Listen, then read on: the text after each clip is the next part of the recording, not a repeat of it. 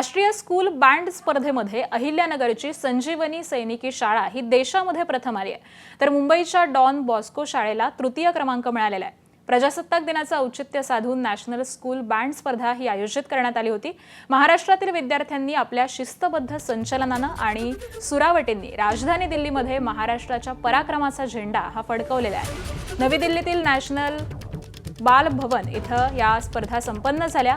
या महाअंतिम फेरीमध्ये मुलांच्या ब्रास बँड गटामध्ये अहिल्यानगरमधील कोपरगाव इथल्या संजीवनी सैनिकी शाळेनं देशामध्ये प्रथम क्रमांक पटकावून सुवर्ण पदकावरती नाव कोरलंय, तर मुलींच्या ब्रास बँड गटाच्या मुंबईच्या डॉन बॉस्को हायस्कूलनं देखील राष्ट्रीय स्तरावरती तृतीय क्रमांक पटकावत राज्याचा गौरव हा वाढवलाय।